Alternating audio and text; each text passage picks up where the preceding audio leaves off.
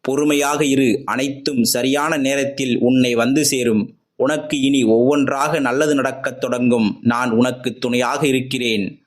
உருகுலைந்து கிடக்கும் உன்னுடைய வாழ்க்கையை சீரமைத்து உனக்கென ஒரு அடையாளம் தந்து இந்த உலகில் நீ பலருக்கும் முன் உதாரணமாக வாழும்படி செய்வேன். உன்னுடைய இல்லத்தில்தான் இருக்கிறேன். இனி உனக்கு எந்த குறையும் இருக்காது. உன்னுடைய கடமைகளை செய், நடப்பதெல்லாம் நன்மையாகவே நடக்கும்.